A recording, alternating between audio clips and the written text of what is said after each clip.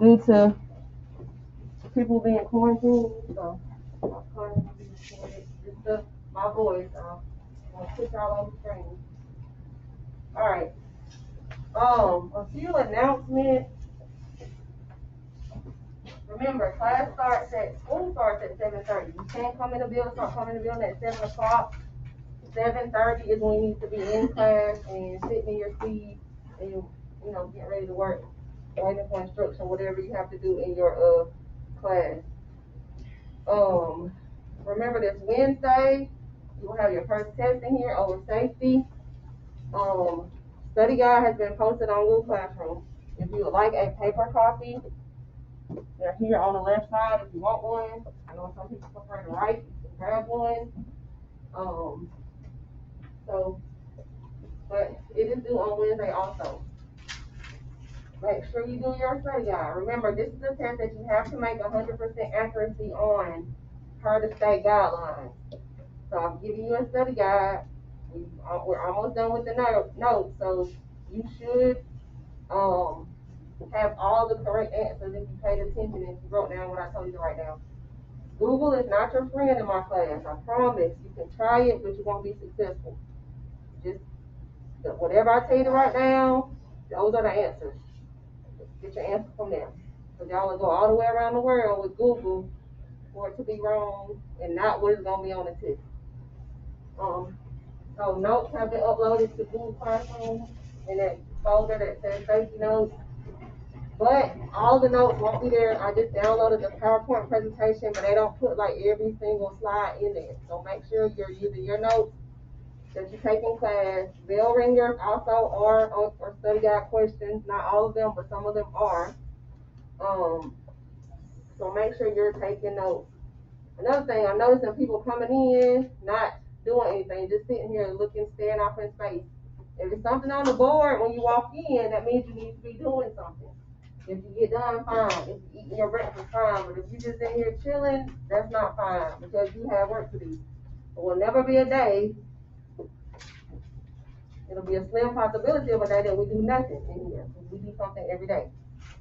So make sure you have your supplies. It's a cup in the front that has pencils and pens in it. If you just don't have something, will it always be something in there? No, because a lot of times if y'all take everything, then I don't really have a whole bunch of supplies. A pencil sharpener is over there on that table by the board if you need to sharpen your pencil. I also am trying something new. This is a binder that has paper in it. However, this does not mean that you don't bring your supplies. This if you just don't have a piece of paper and it's just an emergency. It's not going to be probably here every day. If you need paper, it is going to be here. I'm probably going to put it over there by the pencil sharpener. But it doesn't mean don't bring supplies to class. Because, we're week 5 in. You should have something to write on and something to write with. You might get a few sheets of paper. That don't mean just because it's full you get all of it. This is not for everyday use. And every day you come to class you get paper on it. No, that's not what this is for.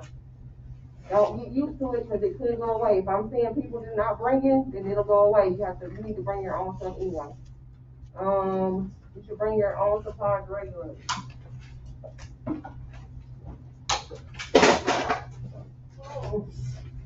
All right, remember progress reports come out Thursday.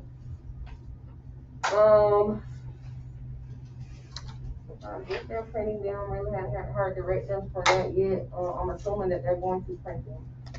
And Thursday is an odd day, so I guess it'll be your first period class. I think we're supposed to give out y'all's numbers for your little paper for power school for your parents to check your grades. Someone gonna do that this weekend.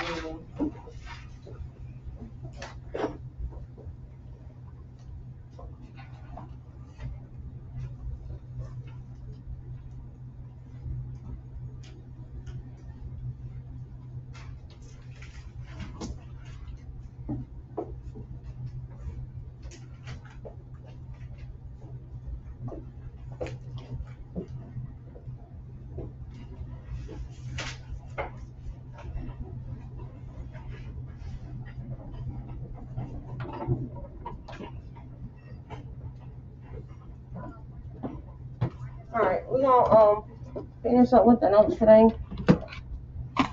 Remember, your test is on Wednesday. Study guide is due Wednesday as well.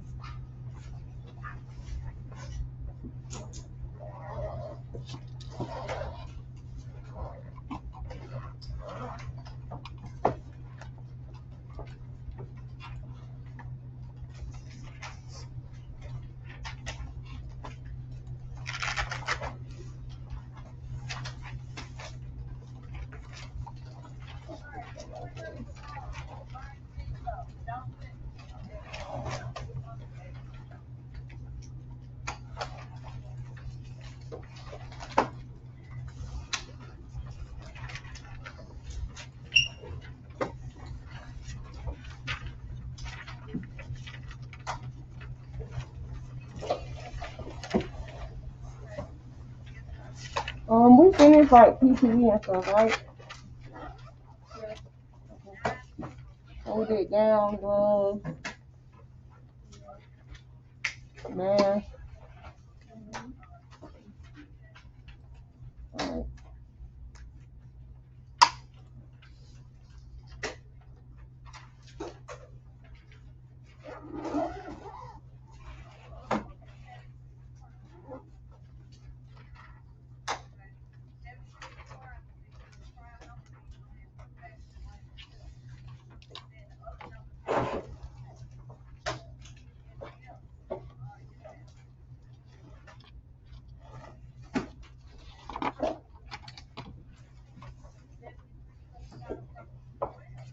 Alright, like I said, it's small study guide, they're up there. We probably gonna answer like the last few questions on the study guide today.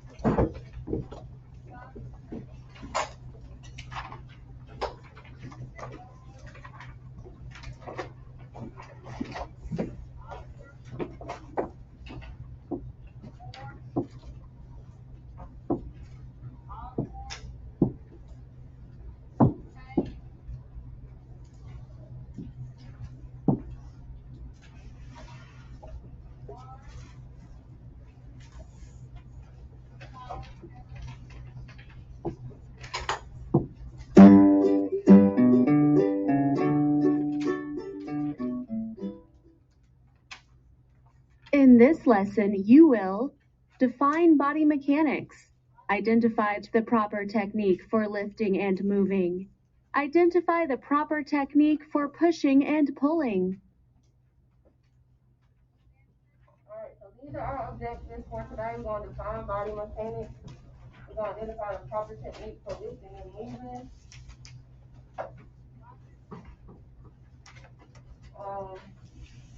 And then we're gonna identify the proper technique for pushing and pulling.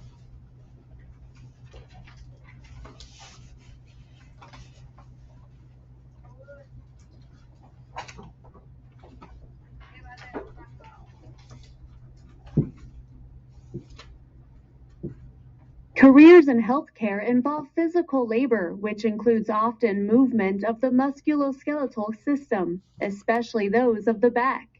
Healthcare workers are often required to lift, carry, pull, or push objects and patients. To maintain safety, minimize injuries, and maximize muscle productivity, it is important for healthcare workers to know and understand how to use their muscles correctly. For this reason, healthcare workers should learn and practice the principles of body mechanics. 8:04, the time is 8:04. The mission of Jeff Davis is to provide and ensure a safe and caring community which focuses on high-level learning and positive relationship among teachers, students, parents, and community members. The vision, we will be a nurturing, safe, and professional environment that supports the educational success and social, emotional, and physical development of all students. Our motto, preparing tomorrow's leaders today. Our areas of focus is student learning, professional learning, and the climate and culture. The JV way, things we're not going to do. If you do these things, I guarantee you, you will see severe consequences. One of them, we do not fight. We're not going to fight here. We're not going to disrespect our teachers, and we're not going to bring drugs, alcohols, or guns to school. We're not going to do those things. A few announcements today. Teachers, check your email from Ms. Martin. Ms. S. Martin, she sent you guys an email. If any of those students are on your roster, we're specifically talking about 504 students, please stop by the library to pick up their plans. So check the email of those kids. If either one of those kids are on your roll, stop by the library and pick up their 504 plans. Students, decals, Dr. Barlow is very specific with you guys. If you still need to see him, he is available. So if you don't have a decal, it's a great possibility that your car will be towed. Today is an even day. 2, 4, 6, and 8. Today is an even day. We do have a football game today. JV football takes on Prattville at McKee. We do have a JV football game takes on Prattville today at 6:30. It's located at McKee. Tomorrow, our volleyball team takes on Carver here. JV starts at 4:30 and varsity at 5:30. And also, our volleyball will travel to Prattville on Thursday. Progress reports will go home Thursday. Teacher, just read the email I sent from you. You'll know exactly what's expected of you as in reference to grades. Football team, our varsity football team has a home game this week. They take on Auburn at the Bowl, 7 o'clock. So if you're able to, come out and support our football team. All right, teachers and students, have a good day. All right.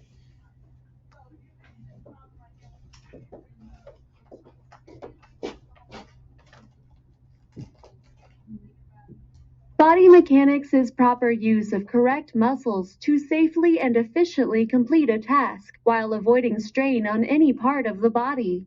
Body mechanics uses proper body alignment, balance, and movement to increase muscle productivity.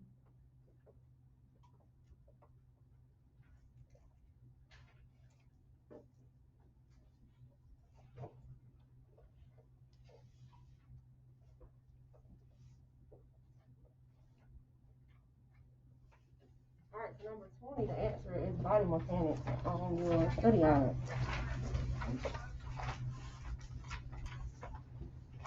Muscles are most productive when they are used correctly.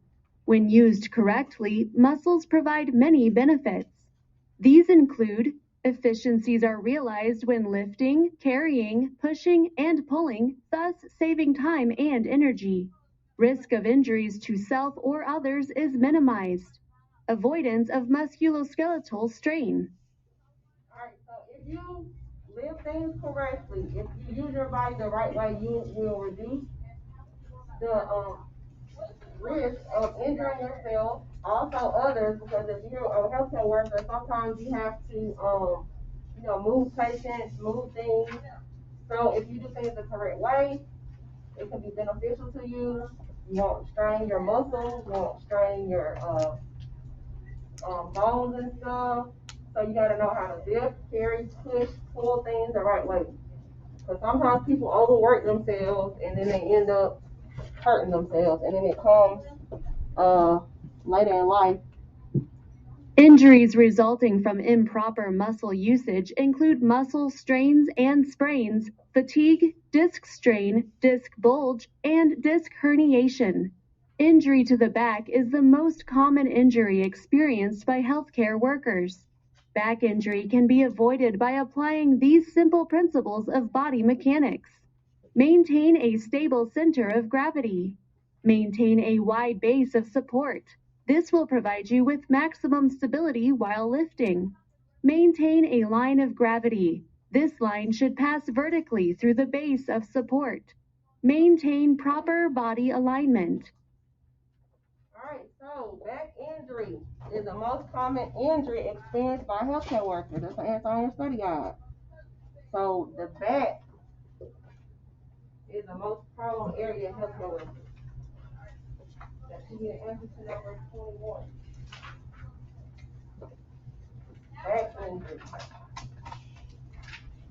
So if you do a couple of things, then you will reduce the risk of injuring your back. If you make sure that you have a stable center of gravity, you have a wide base of support. So what that means is you should have your feet at least shoulder width apart.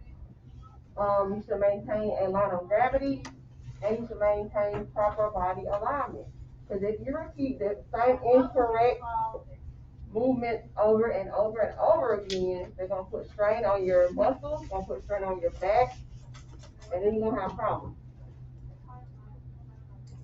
I have some people that I know that work in healthcare forever, nurses especially, they have to live patient, and now they have back problems as they have gotten older. Back problems, knee problems, but the most common is back injury. Some of them have to wear like special shoes to try to help with the pain and alignment and all this type of stuff.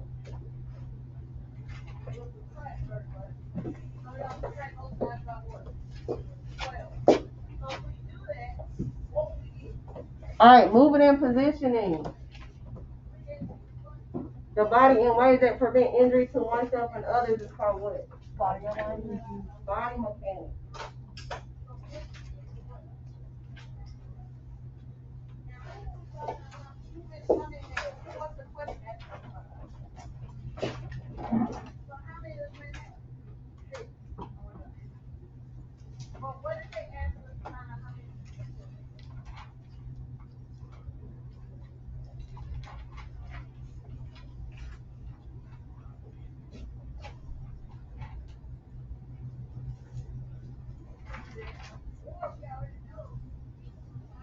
Muscles are most efficient when they are used correctly. True or false? True. If you use them correctly, then you shouldn't have any problems.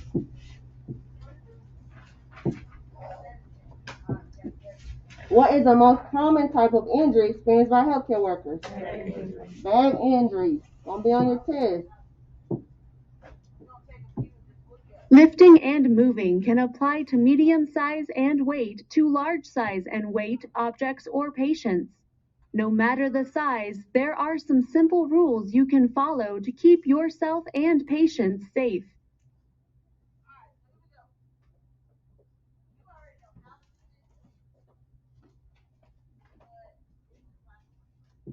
Apply the following principles of body mechanics when lifting an object or a patient. Provide a wide base of support by keeping feet shoulder width apart. If your feet are too close together, you may lose your balance when you are lifting. When lifting an object from the floor, bend at the hips and knees while keeping your back straight. Do not bend at the waist. Bending at the waist will put unnecessary strain on your back. When lifting an object or patient, focus the lifting action on the strongest muscles in your body. The muscles in your legs are much stronger than the muscles in your back. Use 2 hands to lift an object or patient. Using 2 hands will keep the weight of the object balanced on both sides of your body.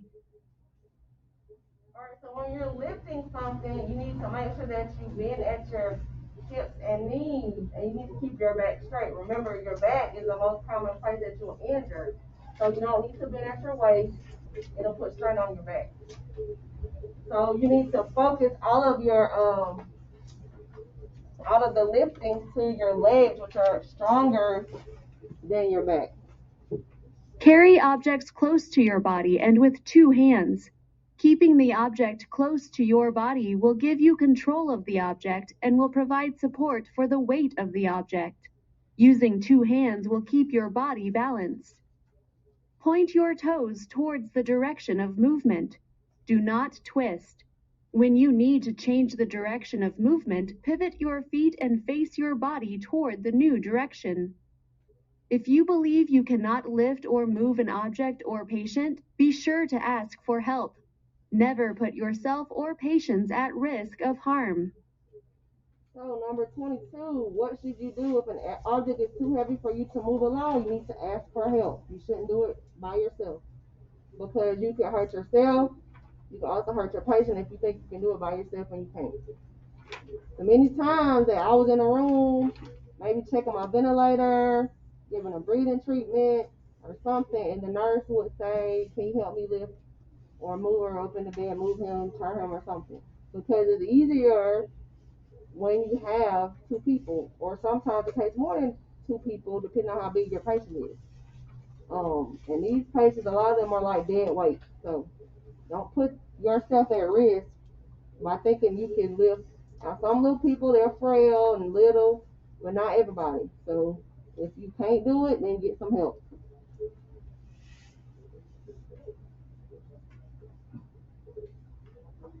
Also, another thing, it's not on your test, but when you carry heavy objects, you should carry it closer to your body, and make sure you do it with 2 hands.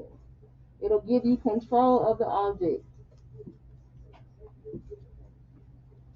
Alright, when lifting a heavy box, always bend at your hips and what? Knees.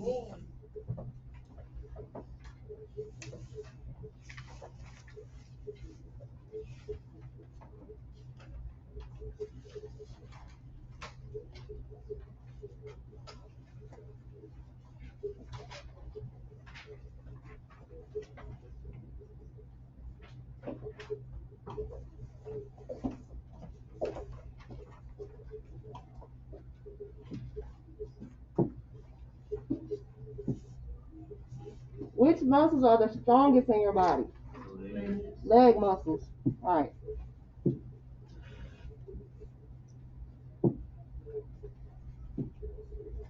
When carrying a heavy object, hold the object away from your body. True or false? False. You need to hold it closer.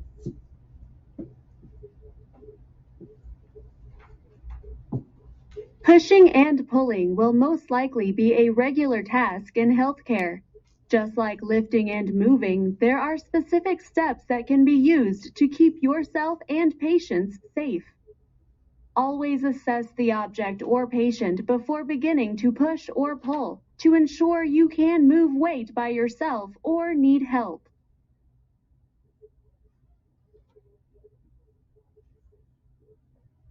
Apply the following principles of body mechanics when pushing or pulling an object or a patient.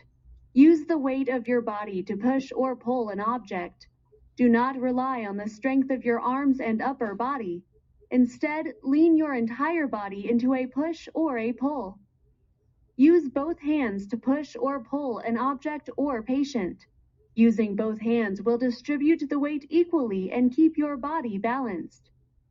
In all movements, keep your shoulders back, your chin up, and look straight ahead. Practicing good posture will keep your spine aligned and will alleviate pressure to the back. Avoid frequent twisting and turning. Always ask for help if a patient or object is too heavy for you to push or pull alone.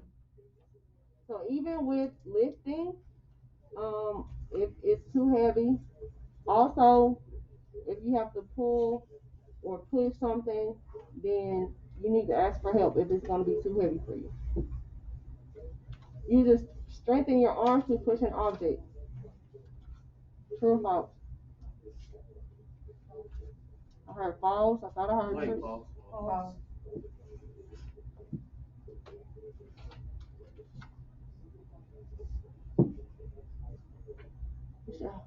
You should use the weight of your whole body.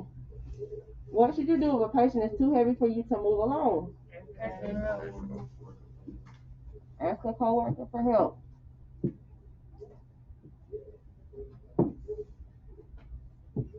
In this lesson, you defined body mechanics, identified the proper technique for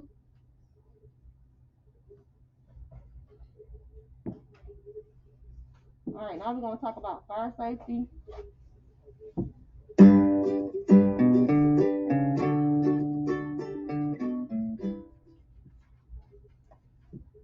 In this lesson, you will identify fire prevention guidelines, define the acronyms RACE and PASS, identify the types of fire extinguishers.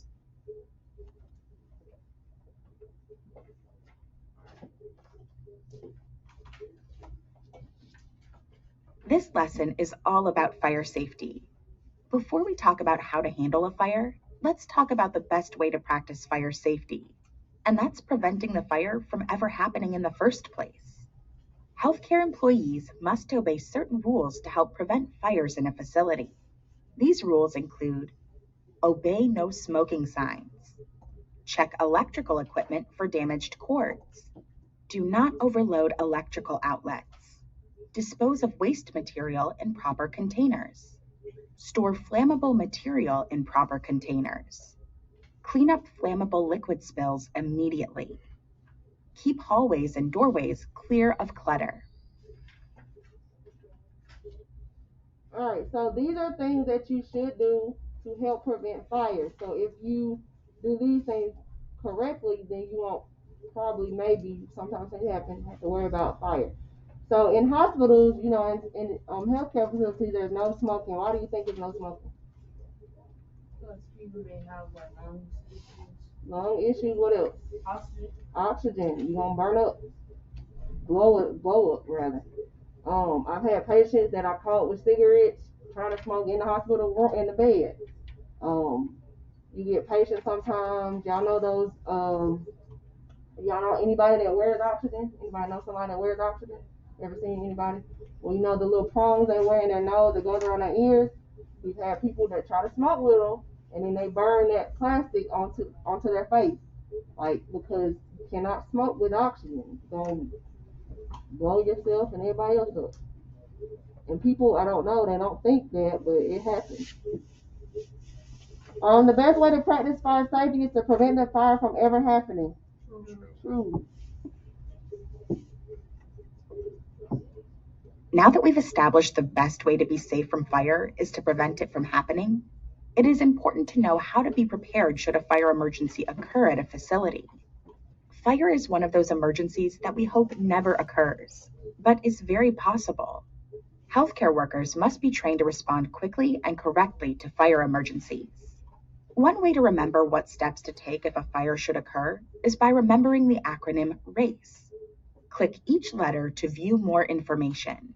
Alright, so this is a question on your study guide, number 23. What does the acronym RACE stand for? You have R stands for rescue. Anyone who is not involved in extinguishing a fire must leave the scene.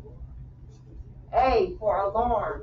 Pull the alarm or assign someone to pull the alarm. C is contain. If possible, keep the fire in an enclosed area by closing windows and doors. Then you have E, extinguish or evacuate. If the fire is small and in a confined area, extinguish the fire with the fire extinguisher. If the fire is large, move everyone, including yourself, out of danger. So RACE, rescue, alarm, contain, extinguish, or evacuate.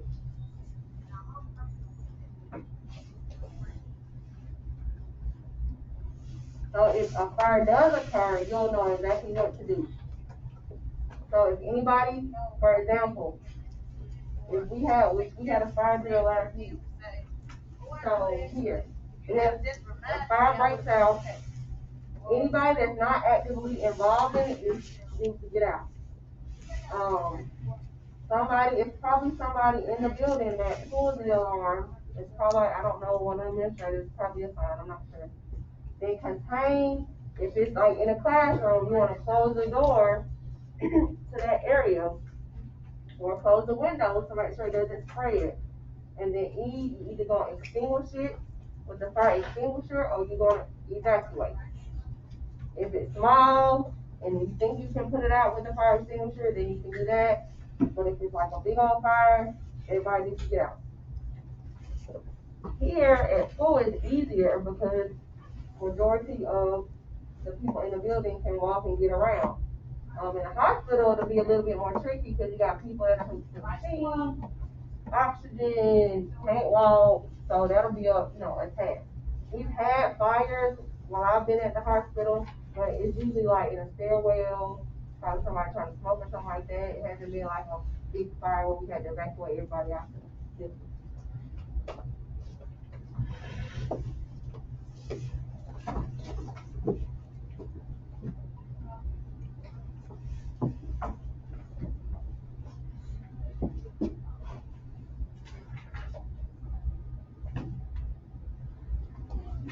Click all of these. R. Rescue. Anyone who is not involved in extinguishing the fire must leave the scene.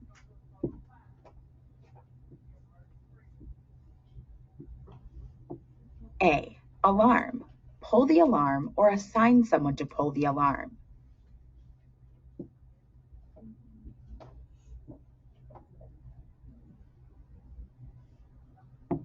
C. Contain. If possible, keep the fire in an enclosed area by closing windows and doors. E. Extinguish or evacuate. If the fire is small and in a confined area, extinguish the fire with a fire extinguisher. If the fire is large, move everyone, including yourself, out of danger.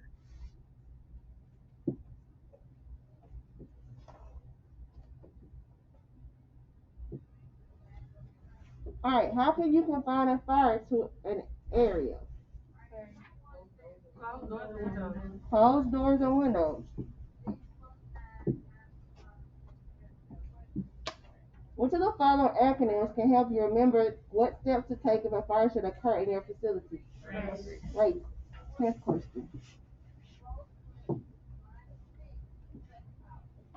Alright, so R. Rescue. A. Alarm. C. Contain. E. Evacuate. Evacuate, extinguish. In addition to the steps in the RACE acronym, it is important for healthcare workers to be aware of several fire safety rules. Most importantly, stay calm. Evacuate patients in immediate danger first. Then assist patients who can walk, followed by patients in wheelchairs and beds. If possible, do not leave patients alone. Never use elevators in a fire evacuation. Do not open a window for ventilation. The oxygen will feed the fire. Alright, so things to remember, stay calm. When people get anxious or get, all worked up, then that's when bad things start to happen. So you gotta remember to stay calm. The people that need to be evacuated first are the ones that are in immediate danger. Then you'll have to get the ones who can walk, and then the people that are in wheelchairs and beds. You shouldn't leave anybody alone. You can't use the elevator during a fire. That is common sense, I think. You don't want to get in an elevator because then you can get trapped in there. Don't open window for ventilation. The oxygen will feed the fire. I got a question then. What if you're like on like the 5th floor or whatever of a hospital and there's a fire and you have to go down there and the person can't walk and you can't get them in a wheelchair? You're probably gonna have to get some sheets and just pick them up and walk down the steps. Huh? What if you're surgery? You just lay out. They need to stitch it up real quick, close it up, and get it moving. if it's not like that. But hopefully, I mean, they got fire extinguishers around, so it's something that can be contained and somebody could, you know what I'm saying, if it's small. But if it's like the whole building's on fire, y'all don't have to get out. Luckily, I never had to experience that. I mean, we've had different situations, but not fire. I hadn't had to deal with fire. Not During evacuation, feel doors before opening them. If the door is hot, do not open it. If you see smoke or fire on your escape route, try a secondary route. If it is necessary to exit through smoke, stay low to the floor and crawl to your exit. If fire is blocking all of your exits, stay in a room with the door closed. Flag for help at a window. Because every facility is different, be sure to learn the fire safety procedures and evacuation plan at your facility. So we know every classroom has like their safety or escape route or whatever at the door, like by the door. Mine is back there. So if we have a fire in this classroom or we have a fire drill, we'll go out, take a left, go on these steps right here and go out to the church parking lot. That's where we'll go. We also are at advantage in this classroom because I have 2 doors and I have a gazillion windows. So if we got to get out, we got some ways. Y'all just don't be pushing each other out the window. Okay? But if we got to get out, I hate the windows sometimes, but we got lots of ways to get out of here if we need to.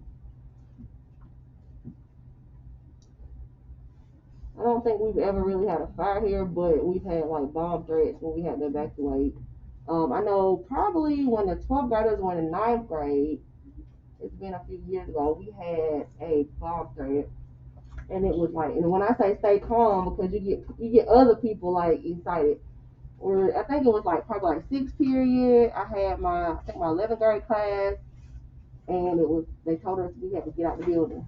And it was some visitors in the building. I don't think they were from the State Department, but they were like visitors.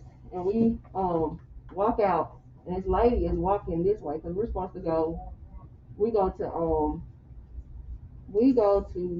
Danley. So we were supposed to walk out and go down and go out the steps and go up the sidewalk. Well, she's in the hallway. She's like, oh, get out. Like, she's like freaking out. So my students started running. I'm like, hey, you cannot run because you're going to start knocking everybody over. I mean, she was like having a whole fit in the hallway. And it was like the first person that they saw when they come out. So they started getting scared and it was just a mess. So finally, when we got across the street, I was able to calm them down. Like, you cannot get freaked out because that's when people start tripping over each other and panic just is not well in an emergency situation. You gotta try to keep a level head, even though it might be scary. So I think we end up staying over there for like, we was over there a while while they checked everything out. But of course, y'all get on Facebook and or Instagram, Twitter, wherever y'all go, and then all the parents start showing up, and then it looks like Magic City Classic going down Carter Hill Road, and it was just a mess, people everywhere. So it was a very stressful day. It's like parents started coming, like, but we can't release anybody till we make sure everybody's accounted for, and, all that stuff. So they were just like down the street. All right, if a fire is blocking your escape path to the stairway, you should evacuate through the closest elevator. Is that true or false? False. Don't get on the elevator, get stuck. During a fire emergency, healthcare workers must remember to stay calm. You don't want to scare your patients. You don't want to be frantic. I don't want nobody taking care of me that can't stay calm. So, every healthcare facility should have a written evacuation plan. It must be posted in plain sight on every floor and in every wing of the facility. Emergency evacuation plans must contain the following information: procedures for reporting emergencies, such as dialing 911 or pulling a manual fire alarm. A description of actions employees should take during evacuation, such as turning off electrical equipment and closing windows and doors.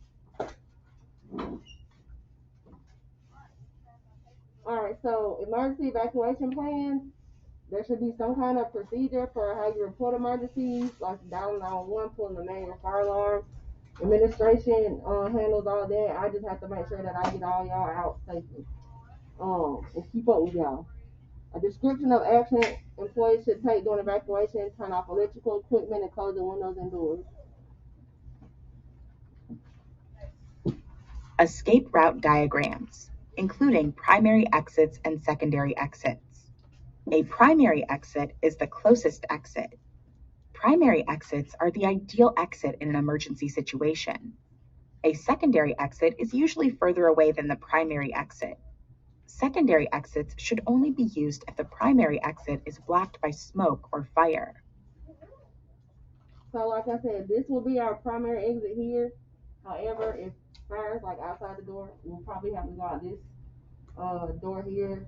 Push comes to shove, we got windows. Evacuation plan should be posted in plain sight on every floor and every wing of a facility. True. In an emergency situation, when should the secondary exit be used? When the primary exit is blocked. So if you can't get to your primary exit, you can use the secondary one. Alright, what is a primary exit for a patient in the blue zone? That's the blue zone over there. So what's the stairway 1? Can y'all see stairway 1? Oh yeah, it's up there. Alright, what's the secondary exit for a patient in the blue zone? Huh? Stairway 2? Right. There are 5 basic types of fire extinguishers: A, B, C, D, and ABC. It is important that healthcare workers know the different types of extinguishers and when to use each type. Click each type to view more information. Alright, so we have 5 different types of fire extinguishers. That should be the answer to number 25. And they are type A, type B, type C, type D, and then type ABC. So those are the 5 different types.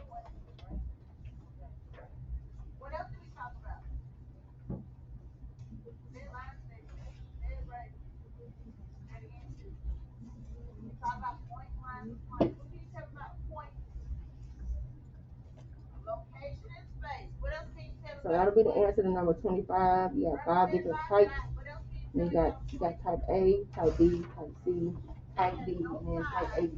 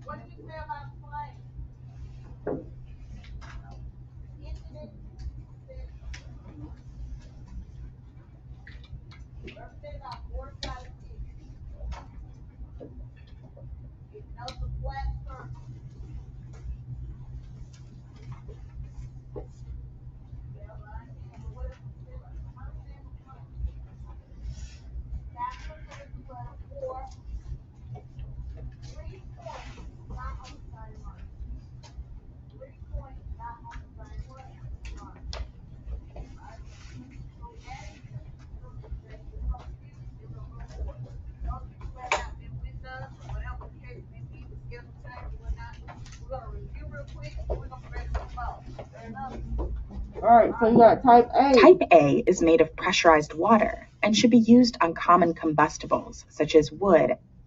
So each type is designed to be used on something specific. So type A will be on common combustibles like wood. Type B is made from carbon dioxide and is useful for flammable liquid fires, including grease, gasoline, and oil. So type B, made from carbon dioxide, and you use it for flammable liquids. So like if you have a grease fire at home, that's the type that you would use. Type C is composed of potassium bicarbonate and is used to put out fires that are electrically energized. So type C, electricity.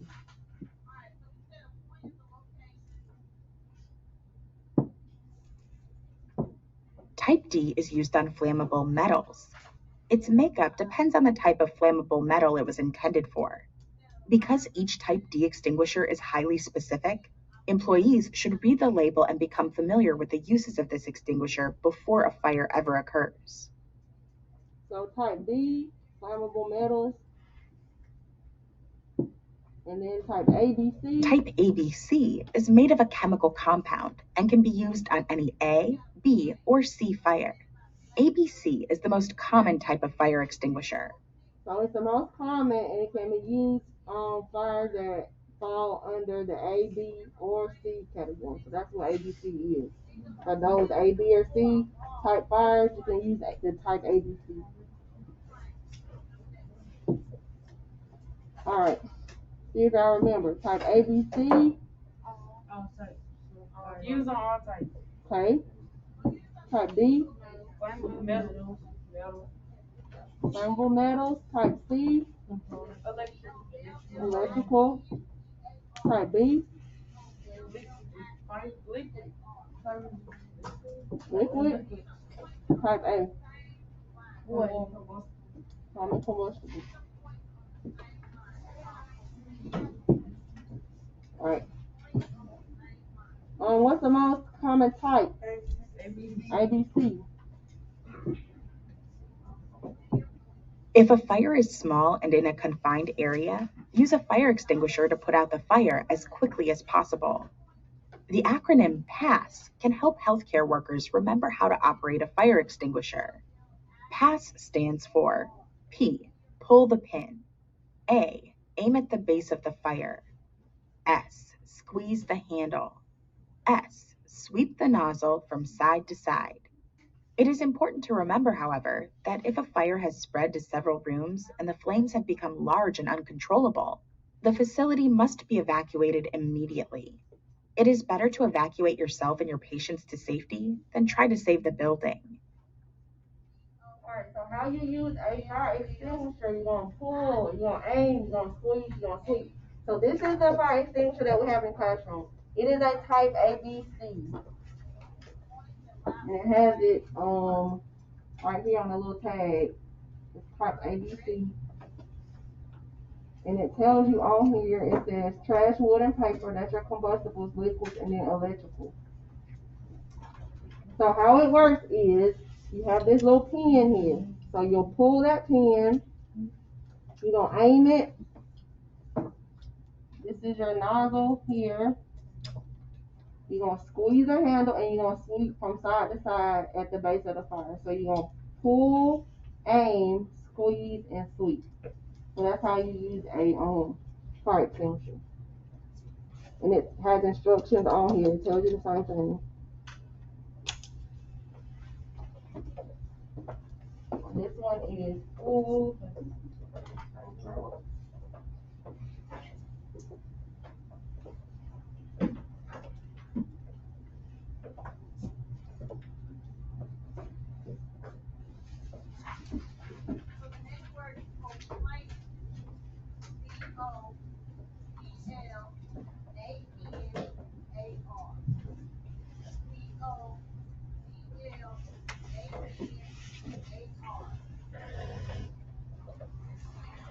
So pull, aim, squeeze, and sweep. That's how you actually use the fire extinguisher.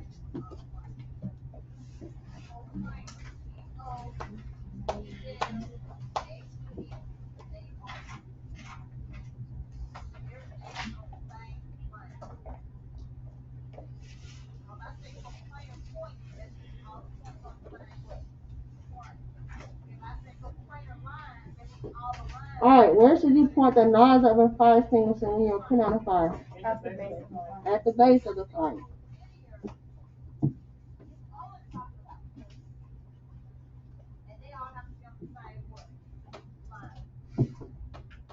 Which of the following acronyms can help you remember how to operate a fire extinguisher? Pass. Pull, aim, squeeze, and sweep. Alright, so you got P, pull, aim, squeeze, sweep.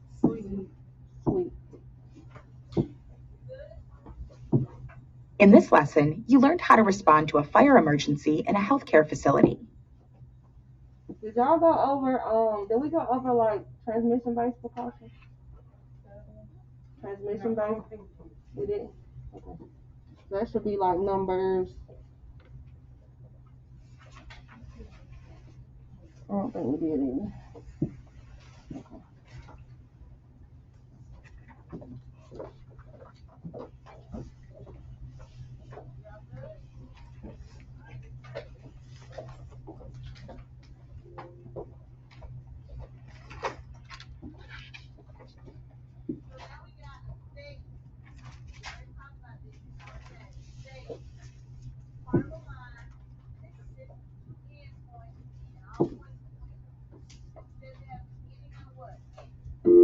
Miss Harris, Yes. I need Christian Pettis. Check out. Okay. Okay.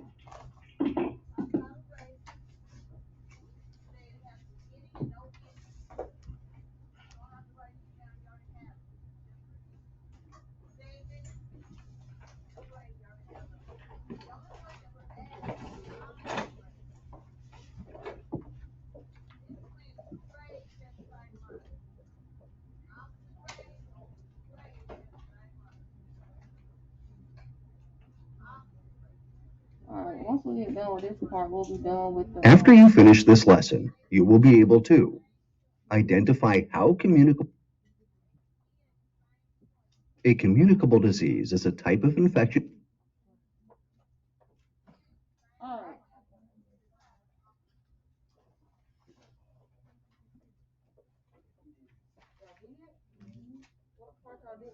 Well, you know what? The first part is looking familiar because it goes over... Transmission. Standard precautions are practiced with all patients, but there is another set of precautions that are used with patients.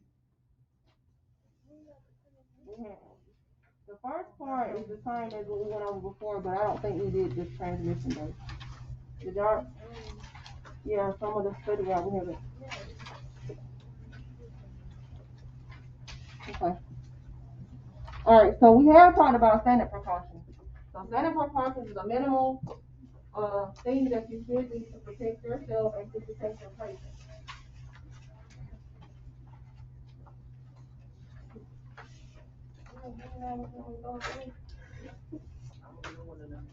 Huh? You sure I don't order enough for home? Could have got me a whole pack though. Huh? Oh. Alright, so there's another set of precautions that are used with patients with a confirmed or suspected communicable disease. These precautions are called transmission-based precautions. So that is number 13 on your study guide. So they are the set of precautions that are used with patients with confirmed or suspected communicable diseases. So it's something that can be, remember, communicable disease is something that can be transmitted from person to person. So when they are used in addition to standard precautions, they help to prevent the spread of communicable diseases in a healthcare setting. Healthcare workers must follow strict guidelines when caring for a patient on transmission-based precautions. So we have 3 different types of transmission-based precautions. You have contact, droplet, and you have airborne. You don't have to know those for the test, but you do need to know what transmission-based precautions are. That's number 13 on your study guide.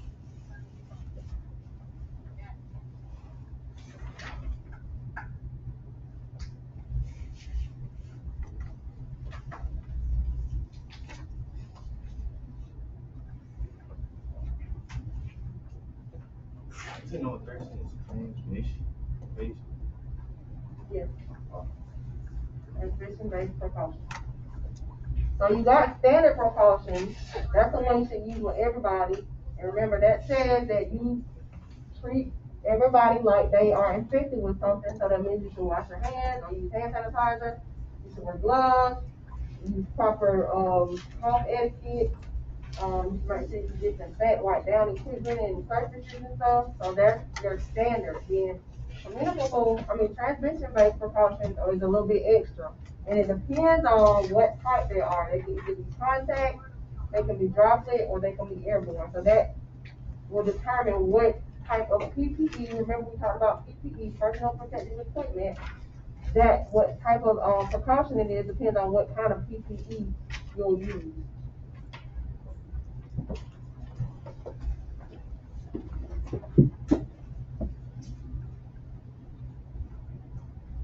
All right, so when you care for somebody that has transmission-based precautions, the protective measures required to prevent the spread of infection are important to keep in mind.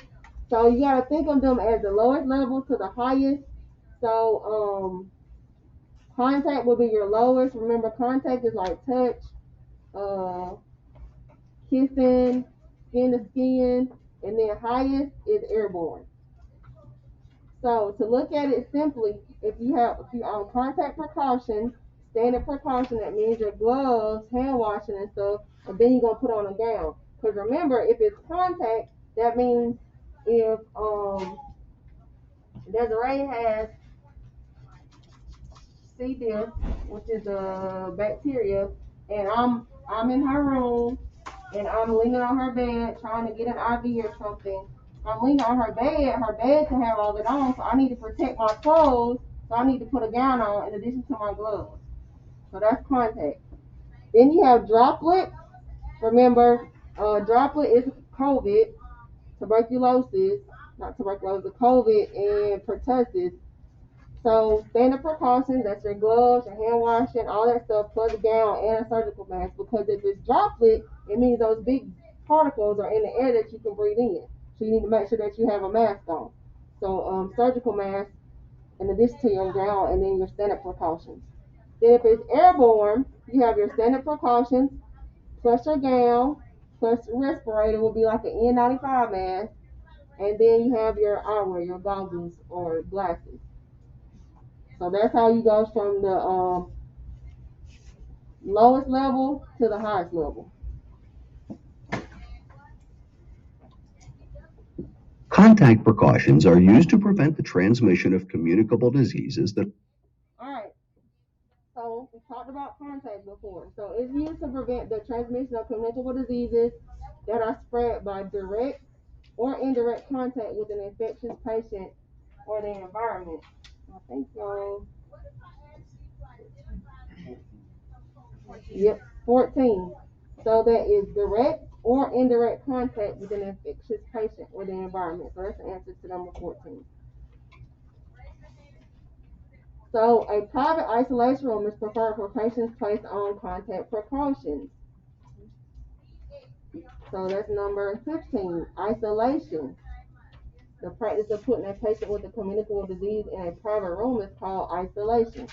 So you have 14 and 15 right behind each other. You have direct or indirect contact with an infectious patient or the environment, and then you have isolation as the next one. So isolation means you only have one person in the room that has that disease. They're by themselves, or that disease. They're by themselves. They don't have a roommate, because sometimes you go to the hospital and they're semi-private, meaning you have two people in the room. Only time if they're on any kind of transmission-based precaution, and they might have a roommate if it's a family member and they got the same thing. So, but other than that, they're gonna keep them isolated. So CDC recommends placing any patient who poses a risk for transmitting infection to others in a private isolation room. And even sometimes the hospital will put people on isolation if we suspect that they have something, because we don't want to transmit it to other people. So if they come to the emergency room and they're coughing up blood, we might think they have tuberculosis, so they'll go ahead and put them in an airborne room.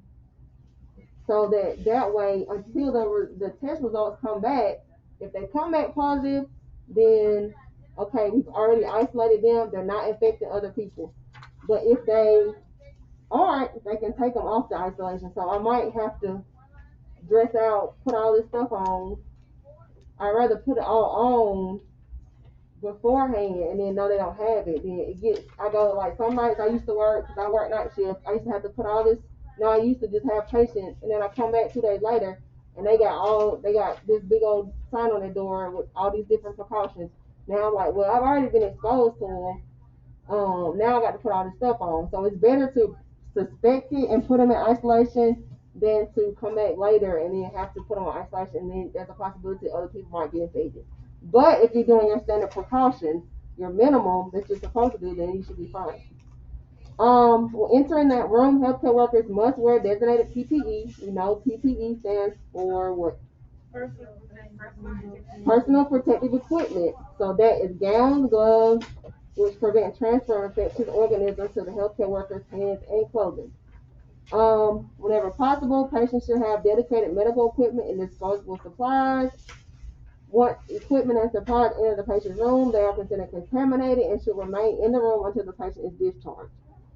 Any piece of equipment that is shared with another patient must first be thoroughly cleaned and disinfected with an approved cleaning solution and allow the appropriate dry time between each patient use. Conditions requiring contact precautions include MRSA, VRE, and then CDIM. So, like, for example, when somebody's on contact precautions and I have to go in there as a respiratory therapist, have to listen to their breath sounds, they usually have those little cheap stethoscopes in the room that you can use. But me myself, I would just bring mine in and I just make sure I wipe it down with those hospital grade wipes, because like those cheap ones you can't hear, and I'm not putting my ears in somebody else's ears work, even if they clean them. Then I'm not doing that. So, but anyway, so I would just bring my own in there because I just think that's gross. But anyway, but like they have disposable like blood pressure cups that they're leaving there, so when the patient's discharged or they come off precautions or if they die, then you just throw everything away.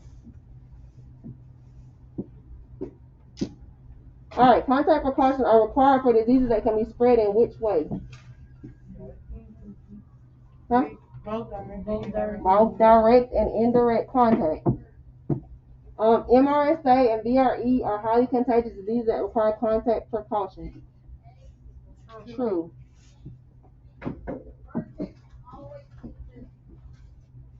Patients put on droplet precautions are placed in a private. Alright, so droplet precautions. They're in an isolation room as well.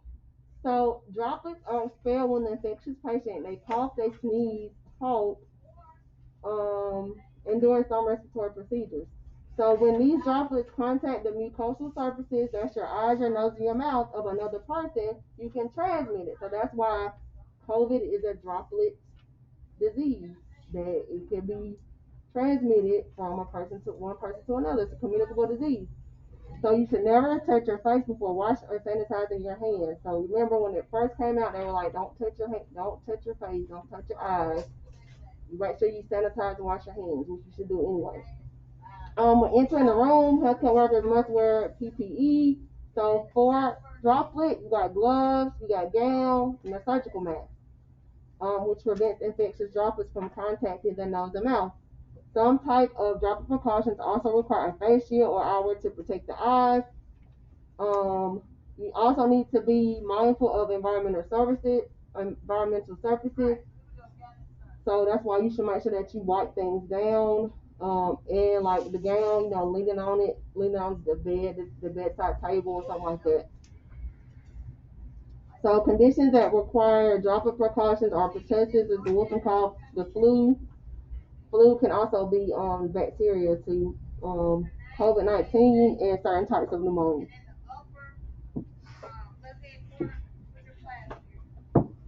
The practice of putting a patient with a communicable disease in a private room is called what? Isolation.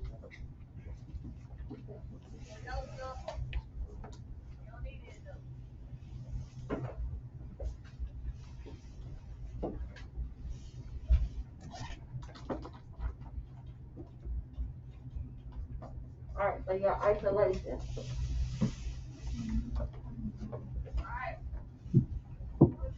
Alright, what type of face protection must a healthcare worker wear when entering a room with droplet precautions? Standard surgical mask. That's the incident number 16. Standard surgical mask.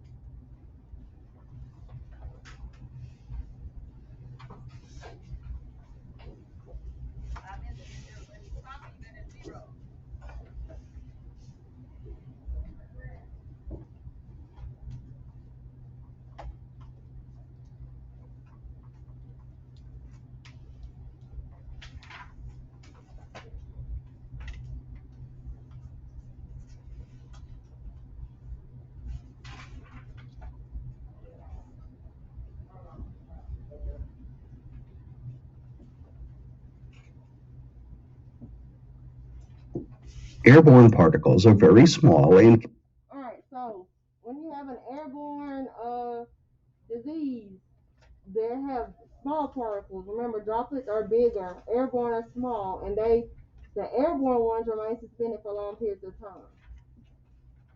So people that are placed in airborne precautions, they are in a private isolation room, but they have a negative pressure type of machine in their room, and this prevents the spread of particles to other parts of the facility and to other healthcare workers or patients. So that's the answer to number 17. So that should be true. I think I read it wrong. But so this type of ventilation is called negative pressure, and it works by removing air from the patient's room through a specialized exhaust system, which carries the air outside the facility instead of circulating it through the facility. So if you're in a negative pressure room, the door needs to always be shut unless like somebody's going in.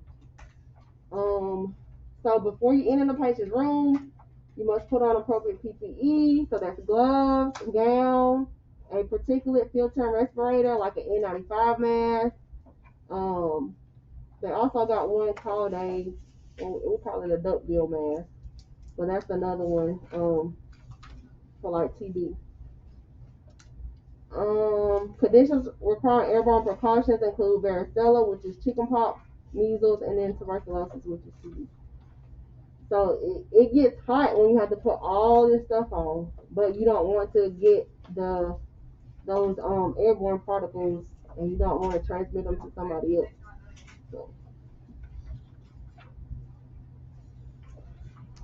So number 17 will be true because you have to have a negative pressure room for people that are isolated with airborne precautions.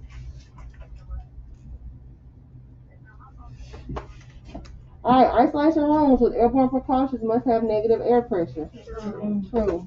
Test question. Healthcare workers must wear respiratory protection when they enter isolation room with airborne precautions. True. Also, you should wear respiratory protection with what other precaution? Droplet. Why must a room with airborne precaution be kept at negative pressure with the door closed? To prevent the airborne particles from being drawn into other rooms. Right. Alright, let's see how y'all do. Contact. What goes on the contact, y'all think? Remember, contact is touch, gloves and gown, disposable equipment. For contact? Huh? How are you? What you doing? Huh? How's it going?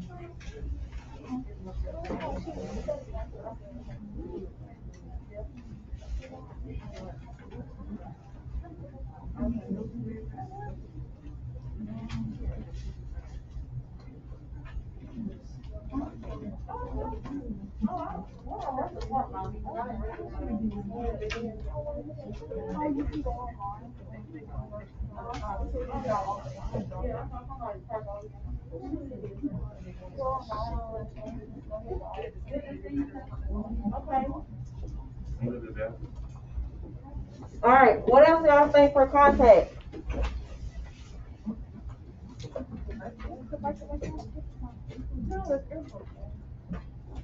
Well, what about a disease that might be contact? No. I mean, chickenpox can be, because you can touch someone that got chickenpox and you can get it. Pneumonia. So y'all want me to put chickenpox in here?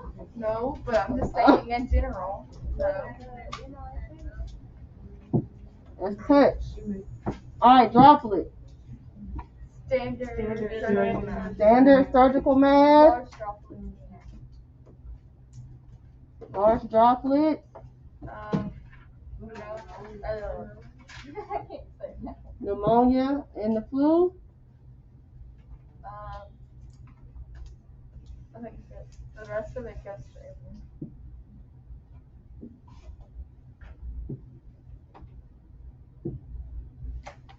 Alright, good.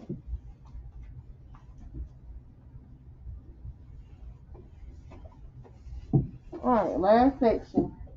What you'll learn. Alright, so we're going to talk about when transmission-based garments are used. Don means to put on, remove means to doff, transmission-based garments in the correct order. Patients with highly communicable. Alright, patients with highly communicable diseases must be placed in isolation rooms. You know that. When healthcare workers enter isolation rooms, they must wear transmission-based garments. Transmission-based garments are more commonly called PPE or personal protective equipment. So we got three types of transmission-based precautions. We got contact, droplet, and airborne. So depending on what the precaution is, what the healthcare worker must put on. The correct sequence for. Alright, so these are answers to numbers 18 and 19. So the correct sequence for donning or putting on PPE, gown, mask, eyewear, gloves. That's number 18. Gown, mask, eyewear, gloves. That's the correct sequence for donning.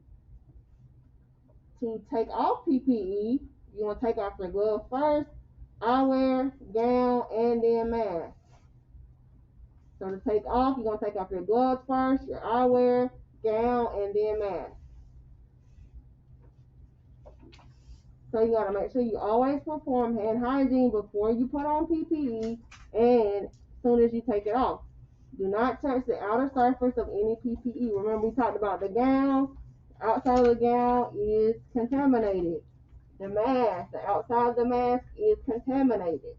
Gloves are contaminated. So you don't want to touch the outer surfaces.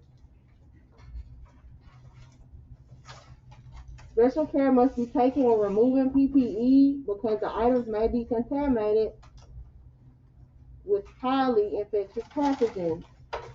You want to remove your gowns and gloves by turning inside out to contain infectious pathogens. After you remove your PPE, you're going to dispose of it in a biohazard waste container. We talked about that. Remember, it's this little red one over here that I have. It's on the floor. These things are empty between patients to prevent the spread of infectious agents. Alright, PPE must be removed and disposed of inside the door of the patient's room. So you're going to take everything off before you walk out into the hallway to go to somebody else's room. Except maybe now, because of COVID, you probably are not going to take off your mask. Or you might have, like, some people put one on top of the other. So they might do it like that. I'm not really sure. But because of COVID, then I know they're not taking off their mask. You might have to go in a certain room by yourself. Huh? You might have to go like a certain room by yourself. They probably just not taking it off because of COVID and suspected, and it's everywhere. They're even turning some of my friends. They're even turning like PACU, which is reserved for surgeries and stuff. Those are now they're COVID units. So everything is changing. All right, where should transmission? Procedure for donning transmission-based garments. Where should transmission-based garments be removed? Inside of the isolation room. Procedure for donning transmit. Procedure for.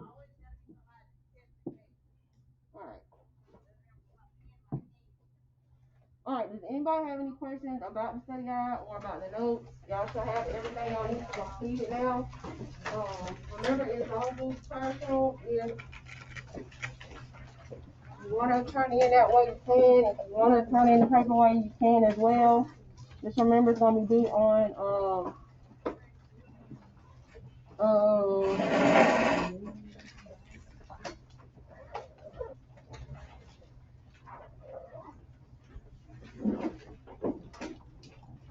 it's going to be due on Wednesday.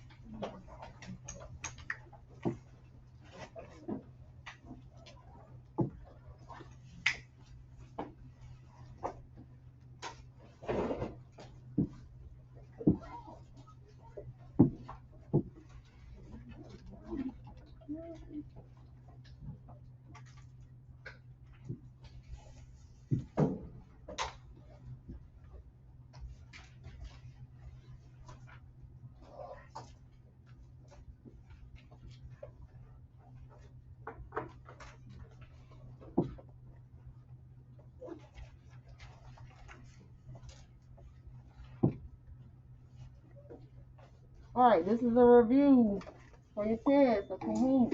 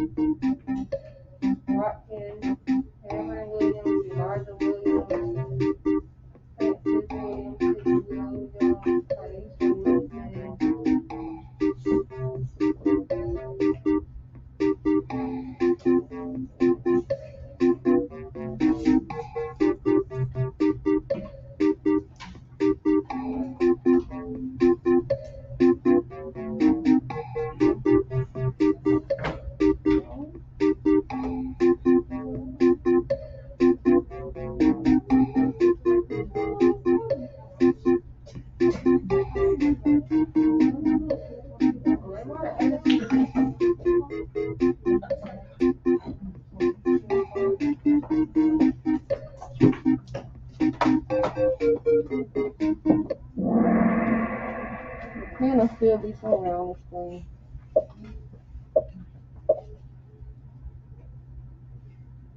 Oh, I thought it was.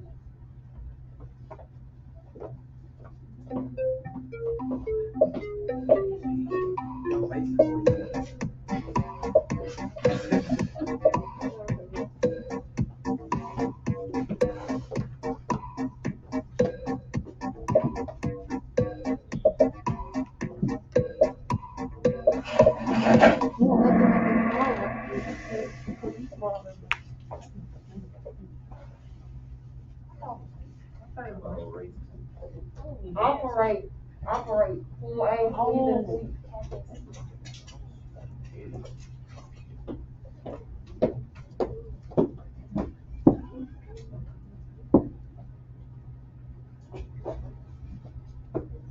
that up here.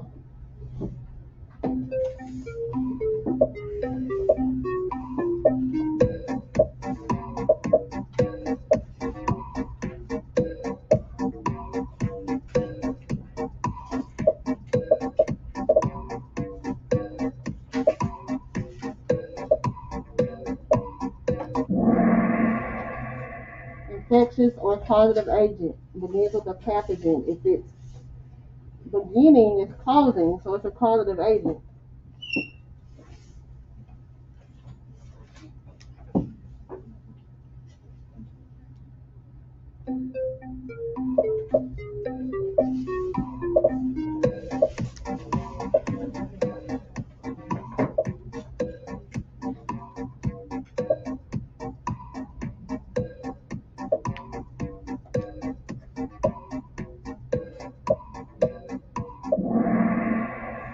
Body mechanics.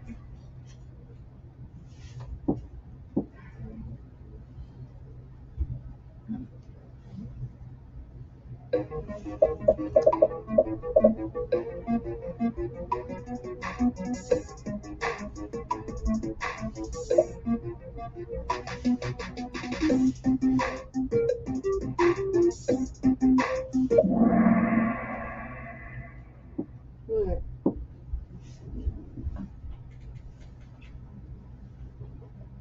Type of infectious disease that can be transmitted from one person to another is called a communicable disease. True or false?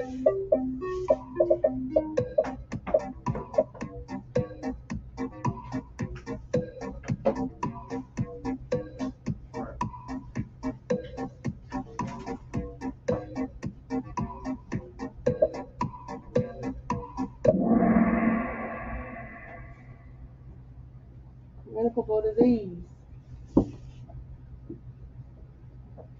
Contact precautions are required for diseases that can be spread in which way?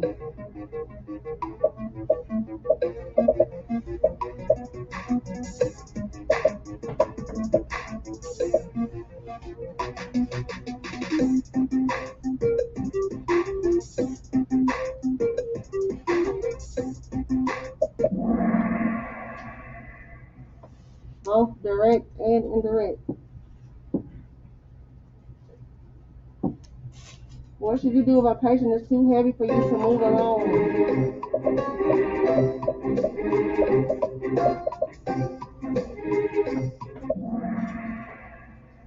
Ask someone for help.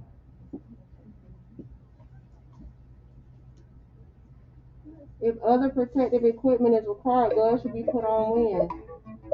First, true or false?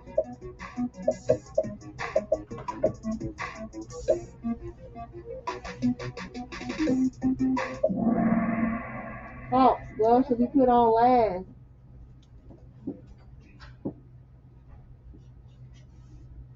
According to standard precautions, every body fluid except sweat must be considered infectious. True or false?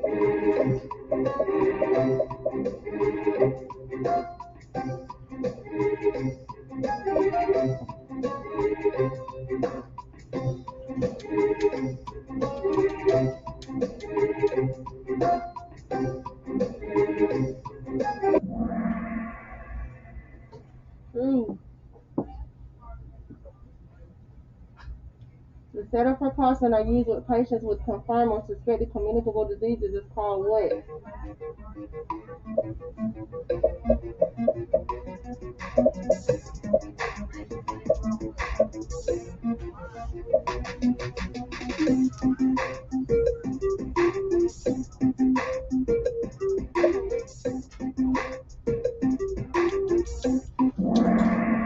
Transmission-based precautions. Y'all learned it today. When wearing PPE, the outside of a gown is considered what?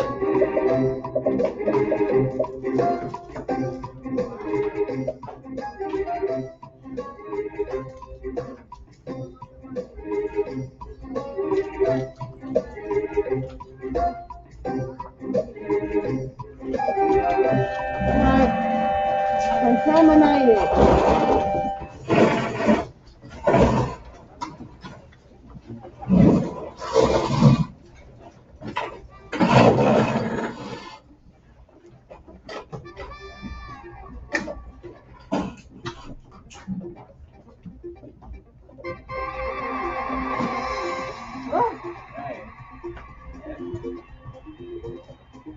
I'm gonna send that out to y'all tonight.